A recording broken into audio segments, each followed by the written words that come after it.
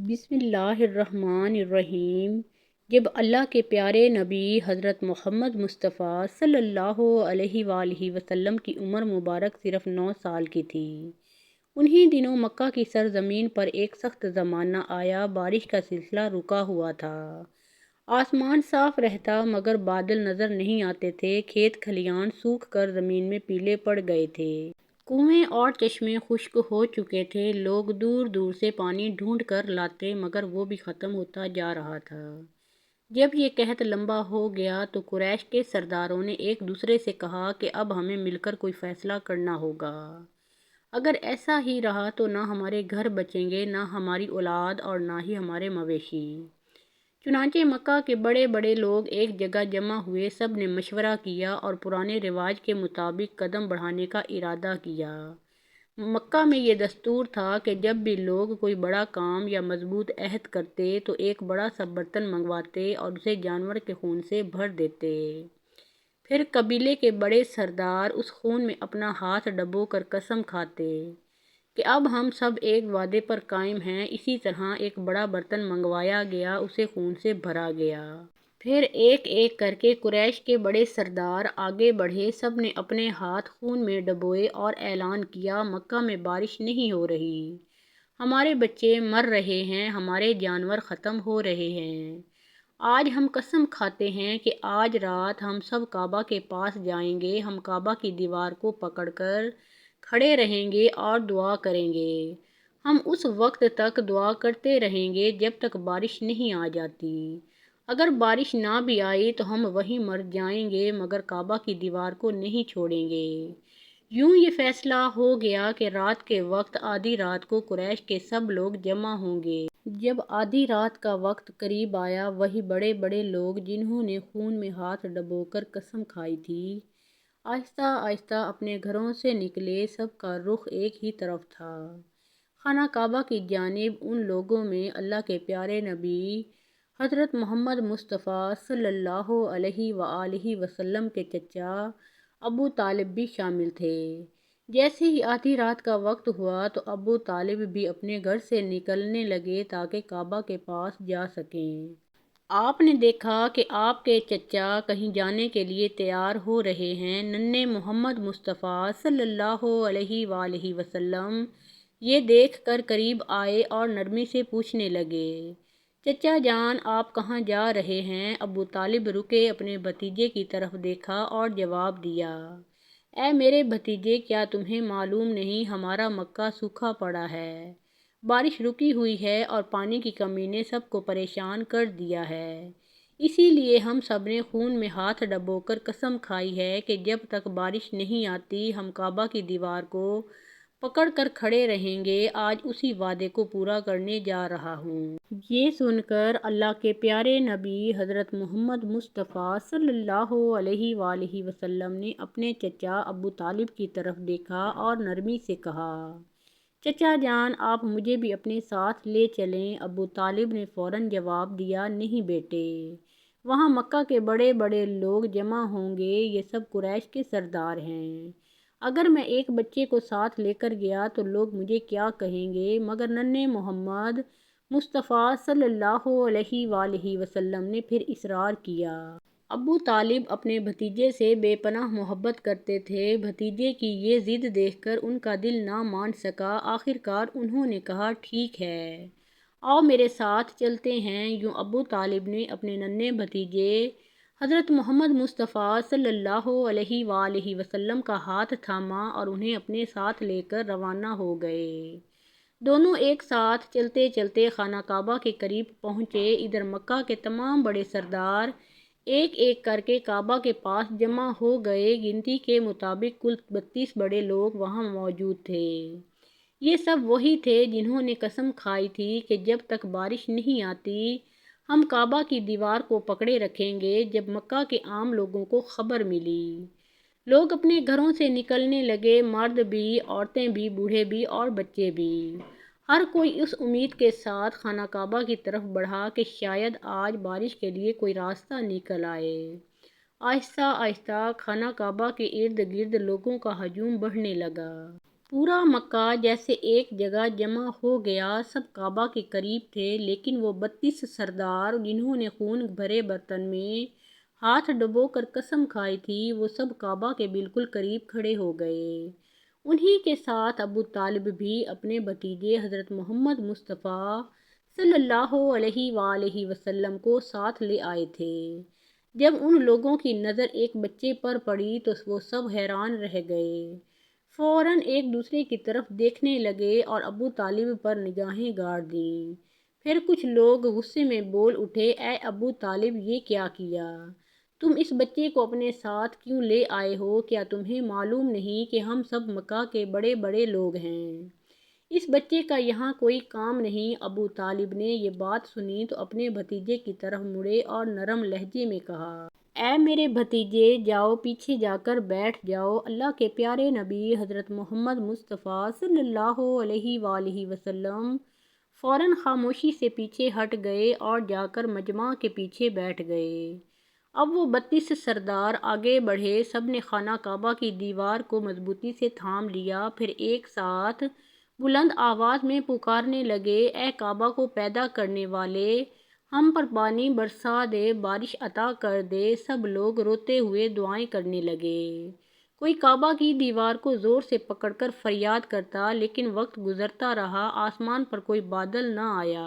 یوں ہی کرتے کرتے پوری رات گزر گئی۔ جب صبح کی روشنی پھیلی، پرندے جاگ اٹھے اور لوگ اپنے اپنے گھروں کو لوٹنے لگے، تب بھی آسمان پر بارش کا کوئی نشان نہ تھا۔ زمین ویسی ہی سوکھی رہی، بادل نہ آئے اور بارش نہ ہوئی۔ صبح کا وقت گزرنے کے بعد سورج آہستہ آہستہ اوپر چڑھ آیا۔ اب سورج کی تپش بڑھنے لگی اور اس کی گرمی مکہ کے ہر کونے کو جھلسانے لگی تھی۔ وہ لوگ جو رات بھر بارش کے لیے فریاد کرتے رہے تھے، دن چڑھنے کے بعد بھی کعبہ کی دیوار سے لپٹے کھڑے رہے اور بار بار یہی دہراتے رہے، مگر آسمان بالکل صاف تھا۔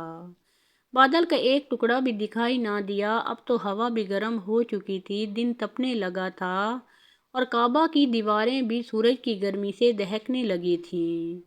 اس سخت دھوپ میں وہ 32 لوگ پسینے سے شرابور ہو گئے۔ ان میں سے کئی کے جسم لڑکھڑانے لگے تھے، کچھ تو چکرا کر زمین پر گرنے لگے، مگر پھر بھی وہ اپنی ضد پر قائم رہے اور بارش مانگتے رہے۔ اتنے میں اچانک ابو طالب کو محسوس ہوا کہ کوئی ان کا کپڑا پیچھے سے کھینچ رہا ہے۔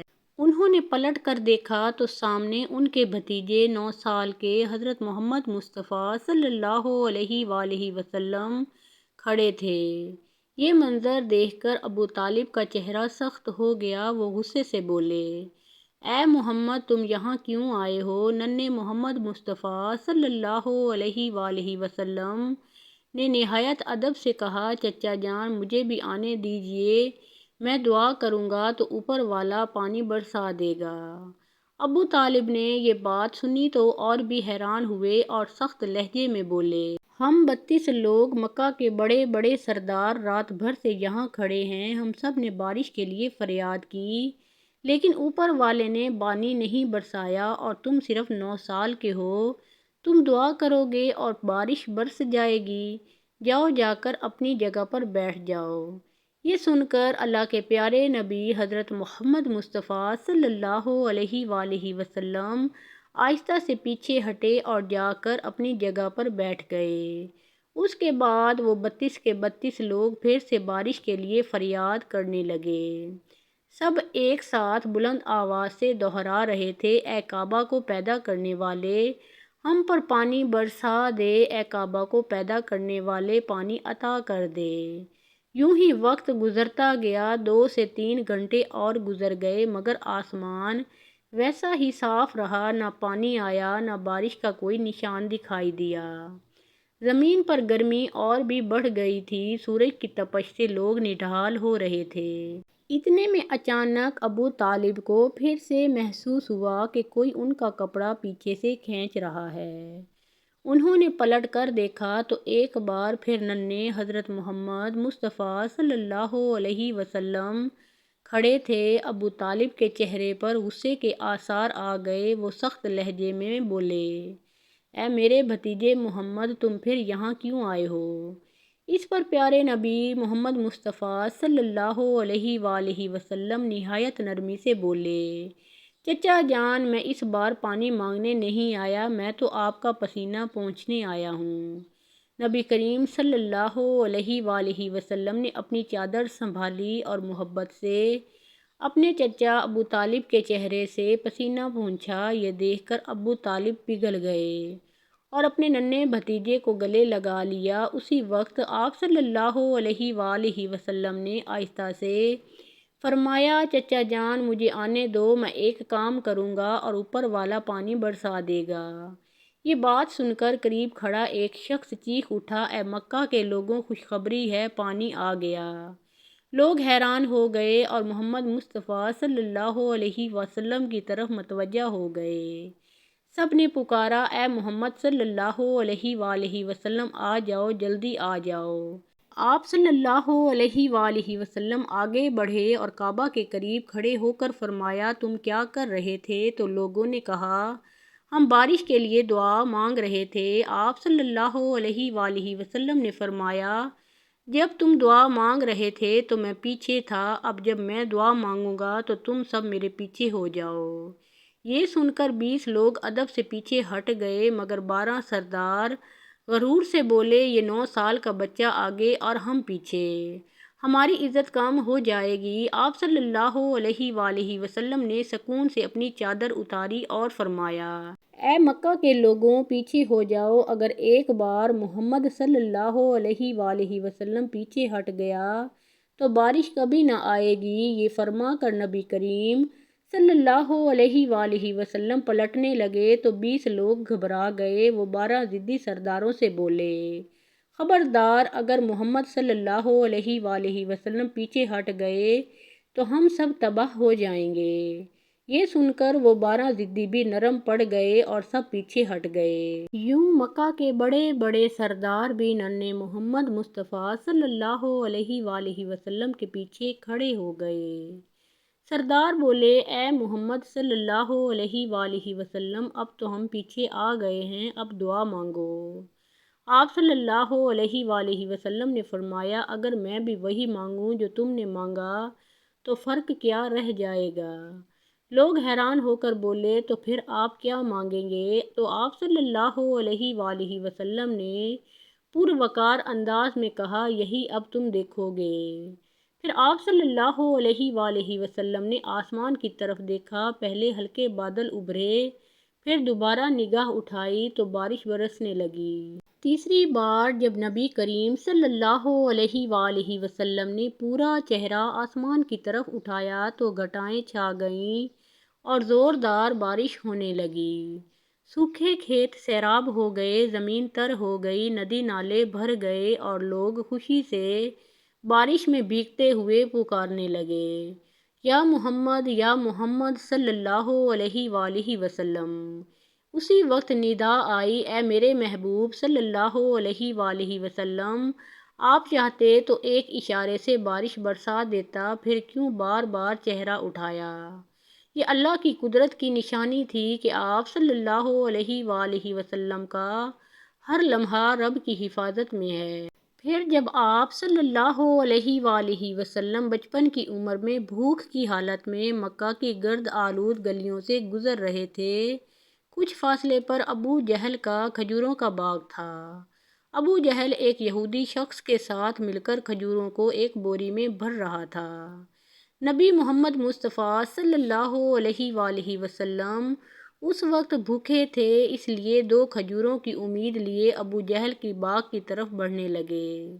نبی کریم صلی اللہ علیہ وآلہ وسلم آہستہ آہستہ اس باغ میں پہنچے اور ابو جہل کو سلام کر کے ادب سے عرض کیا، چاچا جان، مجھے بہت بھوک لگی ہے، کیا آپ مجھے 2 کھجوریں دے سکتے ہیں؟ وہ پہاڑوں کے دامن میں کھڑے تھے، جہاں ہوا کی سرسراہٹ بھی ان کے دکھ کا مداوا نہ کر سکتی تھی۔ زمین ان کے قدموں کو چوم رہی تھی، مگر وہ زمین پر نہیں، آسمانی حوصلے پر قائم تھے۔ آسمان کے نیچے وہ معصوم چہرہ جس پر ابھی ابو جہل کا تھپڑ لگا تھا، روشنی سے منور تھا۔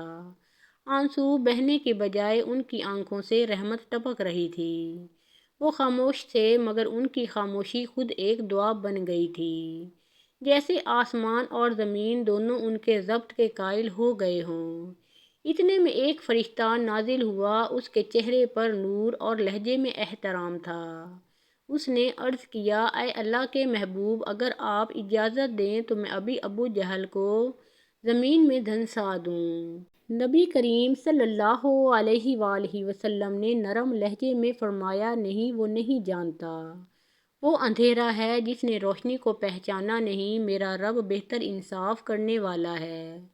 فرشتہ ادب سے جھک گیا، آسمان پر واپس چلا گیا، مگر اس منظر نے فرشتوں کے دلوں میں بھی لرزہ طاری کر دیا۔ زمین نے وہ دن اپنی یادوں میں محفوظ کر لیا جب ظلم پر صبر کی انتہا نظر آئی، جب بد دعا کے بجائے دعا کی گئی۔ وہ بچہ جو دنیا کا سب سے عظیم رسول بننے والا تھا، اس دن بھی رحم کا پیکر بن کر کھڑا تھا۔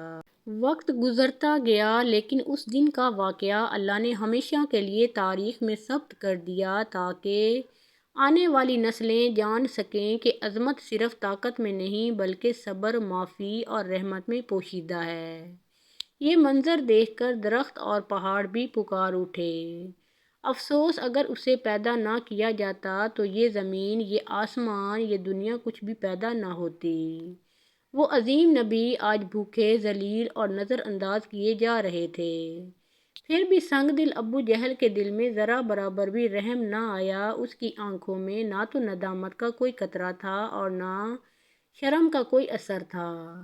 ادھر وہ یہودی شخص اپنے سردار کے پاس پہنچا اور کہنے لگا، آج میں نے ایسا واقعہ دیکھا جو تصور سے بھی پرے ہے۔ عبداللہ کے بیٹے محمد میں ایسی طاقت ہے کہ بس ایک تماچا مارنے سے ساری کھجوریں پتھر میں بدل گئیں۔ ان کا سردار غصے اور حیرت میں بولا، ہم نے بھی سنا ہے کہ ہماری آسمانی کتاب میں محمد صلی اللہ علیہ وآلہ وسلم کا نام درج ہے کہ وہی آخری اور سب سے عظیم نبی ہوں گے، مگر کیا واقعی یہی محمد ہے؟ پھر اس نے خطرناک انداز میں کہا، یہ جاننے کے لیے ہمیں اپنے مذہبی پیشوا سے رجوع کرنا ہوگا، اگر یہ سچ نکلا تو ہم اسے زندہ نہیں چھوڑیں گے بلکہ اس دنیا سے ہی مٹا دیں گے۔ وہ سردار واضح طور پر خوف اور دشمنی کے ملے جلے جذبات لیے ہوئے تھا اور فوراً حکم دیا گیا کہ تم لوگ جاؤ اور یہ بات ہمارے مذہبی پیشوا تک پہنچا دو۔ یوں ایک سازش کی شروعات ہوئی جو آنے والے وقت میں بڑے امتحان اور آزمائش کا سبب بننے والی تھی۔ تب وہ یہودی شخص دوبارہ ابو جہل کے گھر کی طرف روانہ ہو گیا۔ جاتے جاتے جب وہ کھجور کے باغ کے قریب پہنچا تو دیکھا کہ تمام کھجور کے درختوں پر کوئی کھجور نہیں ہے، سب کی سب پتھر بن چکی تھیں۔ یہ منظر دیکھ کر وہ یہودی شخص حیران اور سخت پریشان ہو گیا۔ وہ ایک لمحہ بھی وہاں نہ رکا اور تیزی سے ابو جہل کے گھر کی طرف دوڑا۔ ابو جہل کے گھر پہنچ کر وہ بولا، بھائی، آپ کے کھجوروں کے باغ کی تمام کھجوریں پتھر ہو گئی ہیں۔ اگر آپ انہیں واپس نہ لا سکیں تو بڑا مالی نقصان ہوگا۔ اس کا واحد حل یہی ہے کہ تم محمد سے معافی مانگ لو۔ مگر ابو جہل معافی مانگنے والا آدمی نہ تھا، وہ ظالم اور چالاک تھا۔ اس نے چالاکی سے کہا، ٹھیک ہے، آؤ ہم محمد کے گھر جا کر دیکھتے ہیں۔ یہ کہتے ہوئے وہ نبی محمد صلی اللہ علیہ وآلہ وسلم کے گھر کی طرف روانہ ہوا۔ اس وقت نبی محمد صلی اللہ علیہ وآلہ وسلم اپنے چچا ابو طالب کے ساتھ رہتے تھے اور چچا گھر میں اکیلے تھے۔ کچھ ہی دیر کے بعد ابو جہل وہاں پہنچا اور غصے میں بولا، اے ابو طالب، محمد نے یہ جادو کہاں سے سیکھا ہے؟ وہ تو بڑا جادوگر نکلا۔ اس نے میری تمام کھجوریں پتھر بنا دی ہیں۔ وہ کہاں گیا ہے؟ کیا تمہیں کچھ پتہ ہے؟ کہیں پہاڑ کے کنارے شیر یا ریچھ نے تو نہیں کھا لیا؟ یہ سن کر چچا ابو طالب فوراً چل پڑے اور نبی صلی اللہ علیہ وآلہ وسلم کی تلاش شروع کر دی۔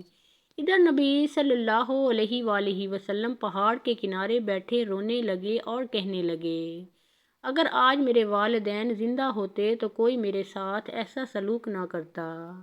میں آج بہت تنہا ہوں۔ نبی صلی اللہ علیہ وآلہ وسلم کا رونا دیکھ کر جنگل کے شیر، ریچھ اور ہرن وہاں جمع ہو گئے، وہ بھی اس درد کو محسوس کر کے رو پڑے اور بولے، اے رسول اللہ، آپ نہ روئیے، یہ آنسو ہم برداشت نہیں کر سکتے۔ کچھ ہی لمحوں میں چچا ابو طالب وہاں پہنچ گئے۔ یہ منظر دیکھ کر وہ صدمے میں رہ گئے، مگر فوراً تسلی دیتے ہوئے کہا، کس نے تمہیں اتنی تکلیف دی؟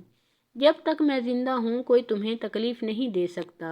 چچا ابو طالب نبی کریم صلی اللہ علیہ وآلہ وسلم کو لے کر گھر واپس چلے گئے۔ اسی رات چچا ابو طالب ابو جہل کے گھر جا پہنچے اور کہا، تم اسے جادوگر کہہ رہے ہو، حالانکہ اس نے تم سے کچھ مانگا بھی نہیں، اس نے تمہاری کھجوریں نہیں لیں اور نہ ہی تمہارے خلاف کچھ کہا ہے۔ اس کی آنکھوں کے جو آنسو گرے ہیں وہ ایک دن پہاڑوں کو بھی پگھلا دیں گے۔ یہ کہہ کر وہ وہاں سے چلے گئے اور ابو جہل کچھ نہ بول سکا، کیونکہ اس کے دل میں ایک عجیب سی حقیقت گھوم رہی تھی، مگر وہ اسے تسلیم کرنے سے انکاری تھا۔ دراصل ابو جہل جھوٹا اور سنگ دل آدمی تھا۔ اسی رات مکہ کے آسمان پر روشن نور ظاہر ہوا۔ سب نے سمجھا شاید کوئی ستارہ ٹوٹا ہے، مگر در حقیقت فرشتے ایک ایک کر کے نازل ہو رہے تھے۔ ایک فرشتہ دوسرے سے کہہ رہا تھا کہ ان آنسوؤں سے ایک دن عظیم کتاب نازل ہوگی، یہی سب سے عظیم انسان اور آخری نبی ہوگا جو پوری دنیا کے لیے رحمت بن کر آئے گا۔ ادھر یہودیوں کو جب اس معجزاتی واقعے کی خبر ملی تو انہوں نے نبی صلی اللہ علیہ وآلہ وسلم کو قتل کرنے کی سازش شروع کر دی، کیونکہ وہ چاہتے تھے کہ آخری نبی اسی قبیلے میں پیدا ہو۔ ایک یہودی اپنے مذہبی پیشوا کے پاس گیا اور واقعہ سنا دیا، تو پیشوا نے کہا، میں نے اسے پہچان لیا ہے، یہی وہ نبی ہے جس کا ذکر ہماری کتابوں میں ہے۔ اس کی دو نشانیاں ہیں، ایک اس کے کندھے پر مہر نبوت اور دوسری اس کی نگاہوں میں رحمت۔ جب کسی نے پوچھا، کیا آپ ایمان لائیں گے، تو وہ خاموش رہا، سر جھکا کر بولا، ہم نہیں چاہتے تھے کہ وہ ہمارے قبیلے میں آئے، اسی لیے ہم سچائی کا انکار کریں گے۔ دوسری طرف ہر سال چاچا ابو طالب شام کے تجارتی سفر پر جاتے تھے۔ اس دن بھی ابو طالب شام کے سفر کی تیاری کر رہے تھے کہ محمد صلی اللہ علیہ وآلہ وسلم آئے اور عرض کیا، چچا جان، میں بھی آپ کے ساتھ شام کے سفر پر جانا چاہتا ہوں۔ ابو طالب نے عرض مسترد نہ کی، چنانچہ اگلے دن وہ سفر پر روانہ ہوئے۔ کچھ منزلیں طے کرنے کے بعد قافلہ بصرہ نامی مقام پر پہنچا اور وہاں آرام کیا۔ اس مقام سے کچھ فاصلے پر عیسائیوں کا ایک گرجا تھا جس کا ایک بہت بڑا عالم دین تھا۔ جب قافلہ وہاں سے گزرا تو اس عیسائی پیشوا نے غور سے دیکھا کہ قافلے میں ایک نوجوان منفرد نظر آ رہا ہے، اس کے سر کے اوپر ایک بادل کا ٹکڑا سایہ بنائے ساتھ ساتھ چل رہا تھا۔ یہ منظر دیکھ کر وہ دنگ رہ گیا، اپنی مذہبی کتابیں کھول کر پڑھیں اور سمجھ گیا کہ یقیناً اسی قافلے میں آخری زمانے کا نبی موجود ہے۔ پھر اس نے فوراً اپنے کسی آدمی کو کہا کہ قافلے کے سب لوگ بلاؤ تاکہ ہم انہیں دعوت دیں، اور اس طرح قافلے کے تمام افراد گرجا میں جا پہنچے۔ عیسائی پیشوا نے سب کو خوب کھانا کھلایا۔ کچھ دیر بعد اس نے ابو طالب سے کہا، اے قافلے کے سردار، یقیناً اس کے والدین کا انتقال ہو چکا ہے۔ ابو طالب نے عرض کیا، جی ہاں، آپ کا اندازہ درست ہے، ان کا انتقال ہو چکا ہے، اب میں اس کی پرورش کر رہا ہوں۔ تب عیسائی پیشوا نے فرمایا، اے قافلے کے سردار، یاد رکھو، تمہارا بھتیجا یقیناً اللہ کے آخری نبی ہوں گے، اس کی پیٹھ پر مہر نبوت ثابت ہے، تمہیں چاہیے کہ اس پر بہت نظر رکھو اور اسے کبھی اکیلا نہ چھوڑو، کیونکہ اگر یہود اور نصارہ کو اس کا علم ہو گیا تو وہ اس کی جان لینے کی کوشش کریں گے۔ اس میں کوئی شک نہیں۔ ابو طالب نے حیرت سے پوچھا، آپ کو یہ خبر کیسے معلوم ہوئی؟ عیسائی پیشوا نے جواب دیا، میں نے تورات کی کتاب میں اس واقعہ کی تفصیل پڑھی ہے۔ پھر وہ بولا، اب تم جاؤ اور اپنے بھتیجے کو یہاں لے آؤ۔ ابو طالب اسے لینے کے لیے روانہ ہو گئے۔ کچھ دیر کے بعد عیسائی پیشوا نے دیکھا کہ ایک اور قافلہ وہاں سے گزر رہا ہے۔ وہ فوراً ان کے پاس گیا اور پوچھا، تم لوگ کون ہو، کہاں جا رہے ہو اور کیوں جا رہے ہو؟ ان لوگوں نے کہا، ہم روم کے سپاہی ہیں، ہمارے بادشاہ نے ہمیں بھیجا ہے، کہا جاتا ہے کہ دنیا میں آخری نبی کا ظہور ہو چکا ہے۔ کئی دن سے ہم اسی کی تلاش میں ہیں، اگر ہمیں وہ مل گیا تو ہم اسے قتل کر دیں گے۔ کیا تم اس کے بارے میں کچھ جانتے ہو؟ تو تب عیسائی پیشوا نے کہا، تم لوگ اسے بیکار تلاش کر رہے ہو۔ اگر واقعی اللہ تعالیٰ نے اپنے آخری نبی کو بھیجا ہے تو وہی ان کی حفاظت بھی کریں گے۔ کسی میں اتنی طاقت نہیں کہ وہ انہیں قتل کر سکے، لہٰذا تم لوگ واپس روم چلے جاؤ۔ یہ سن کر وہ سپاہی واپس چلے گئے اور یوں دن گزر گیا۔ رات کو عیسائی پیشوا نے ابو طالب کو گرجا میں بلا کر کہا، دیکھا تم نے میری بات سچ ثابت ہوتی دیکھی؟ یہود اور نصارہ آخری نبی کے سخت دشمن ہیں۔ اگر انہیں آخری نبی ہاتھ لگ جائے تو وہ ضرور قتل کی کوشش کریں گے، لہٰذا تمہیں چاہیے کہ اپنے بھتیجے کو لے کر بیرون ملک نہ جاؤ، واپس چلیں۔ اگلے دن ابو طالب نے بیرون ملک کا سفر ترک کر دیا اور وطن واپسی کا ارادہ کیا۔ کچھ دور جانے کے بعد راستے میں انہیں ایک گھوڑا نظر آیا، مگر وہاں کوئی انسان موجود نہ تھا۔ یہ دیکھ کر قافلہ رک گیا اور تبھی انہوں نے دیکھا کہ ایک آدمی لگ بھگ مردہ حالت میں پڑا ہے۔ یہ منظر دیکھ کر نبی کریم صلی اللہ علیہ وآلہ وسلم کے دل میں شدید کرب اور درد پیدا ہوا۔ آپ نے دیکھا کہ انسانوں کو جانوروں کی طرح بیچا جا رہا ہے، ان کے جسموں پر زنجیریں تھیں، ان کے چہروں پر خوف تھا اور عورتیں چیخ چیخ کر اپنے بچوں کو پکار رہی تھیں۔ نبی صلی اللہ علیہ وآلہ وسلم خاموشی سے ایک کونے میں کھڑے یہ سب دیکھتے رہے۔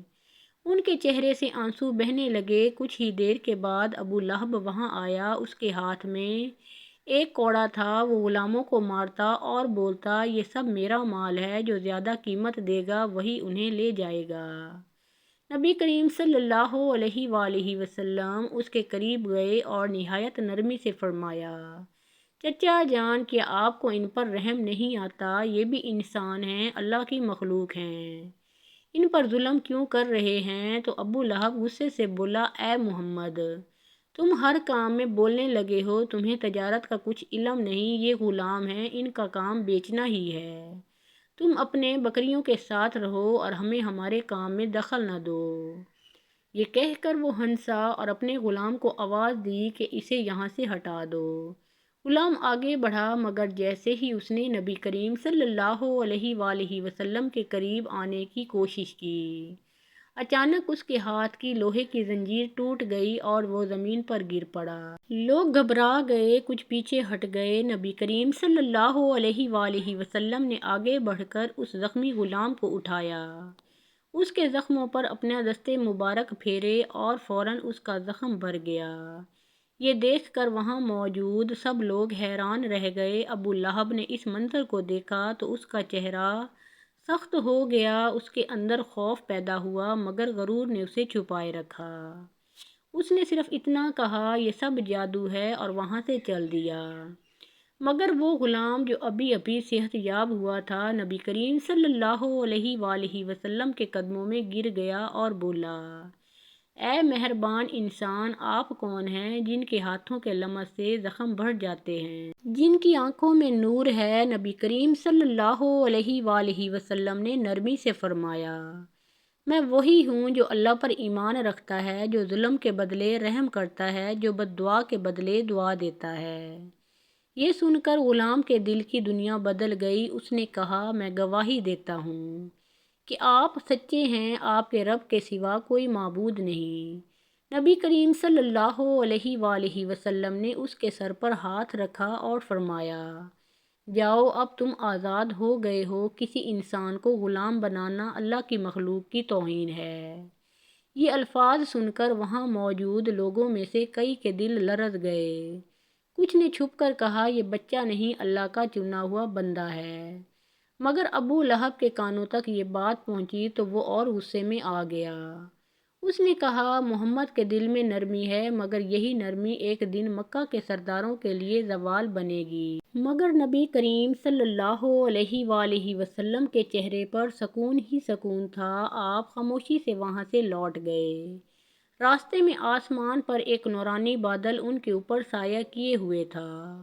پرندے ان کے پیچھے اڑ رہے تھے، جیسے کائنات بھی جانتی ہو کہ یہ وہ ہستی ہے جس کے آنے سے زمین پر انصاف، رحمت اور روشنی پھیلنے والی ہے۔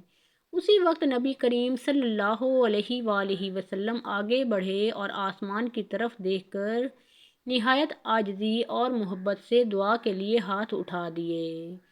آپ صلی اللہ علیہ وآلہ وسلم کی آنکھوں میں آنسو تھے، آپ کے چہرے پر وہ نور تھا جسے دیکھ کر دلوں میں سکون اترتا تھا۔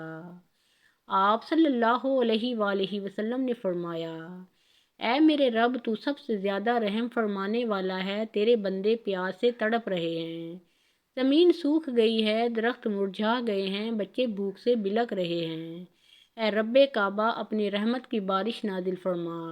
ابھی آپ کے لب مبارک سے یہ الفاظ نکلے ہی تھے کہ اچانک آسمان پر کالے بادل چھا گئے، ہوا کے جھونکوں کے ساتھ ٹھنڈک پھیل گئی اور کچھ ہی لمحوں میں موسلادھار بارش برسنے لگی۔ لوگ حیرت سے ایک دوسرے کو دیکھنے لگے، سب کے چہروں پر خوشی کے آثار نمایاں ہو گئے، بارش میں بچے ناچنے لگے، عورتیں آسمان کی طرف دیکھ کر کہنے لگیں: یہ دعا کسی عام انسان کی نہیں ہو سکتی، یہ تو اللہ کے محبوب کی دعا ہے۔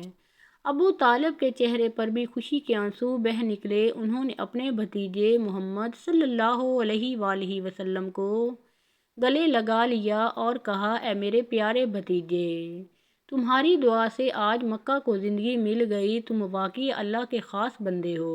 بارش کے بعد زمین ہری ہونے لگی، کنوؤں میں پانی بھر گیا، جانور دوبارہ چراگاہوں میں جانے لگے اور لوگوں نے خوشی کے مارے شکرانے کے نذرانے پیش کیے۔ مکہ کے سردار، جو کل تک نبی کریم صلی اللہ علیہ وآلہ وسلم کو ایک چھوٹا بچہ سمجھتے تھے، آج حیرت سے ایک دوسرے سے کہنے لگے: یہ بچہ نہیں، اس کے ہاتھ میں کوئی راز ہے، اس کی زبان سے جو نکلتا ہے وہ سچ بن جاتا ہے۔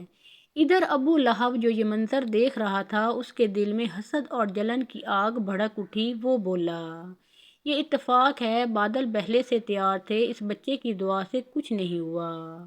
مگر اس کے اپنے غلام نے اسے جواب دیا: مالک، میں نے اپنی آنکھوں سے دیکھا ہے، جیسے ہی محمد صلی اللہ علیہ وآلہ وسلم نے دعا کے لیے ہاتھ اٹھائے، ویسے ہی زمین پر بادل آئے، یہ کوئی اتفاق نہیں، یہ اللہ کا اشارہ ہے۔ ابو لہب غصے سے آگ بگولا ہو گیا اور چیخ کر بولا: خاموش رہو، ورنہ میں تمہیں سزا دوں گا۔ لیکن اب مکہ کے لوگوں کے دل بدلنے لگے تھے، وہ جان چکے تھے کہ محمد صلی اللہ علیہ وآلہ وسلم کوئی عام بچہ نہیں، بلکہ اللہ کے خاص محبوب اور آنے والے نبی ہیں، جن کی دعا سے خشک زمین زندہ ہو گئی، جن کے چہرے سے روشنی نکلتی تھی اور جن کی زبان سے نکلے الفاظ میں قدرت کی تاثیر تھی۔ محترم ناظرین، پیارے آقا محمد مصطفیٰ صلی اللہ علیہ وآلہ وسلم کا پیارا نام ایک بار کامنٹ سیکشن میں ضرور لکھیے۔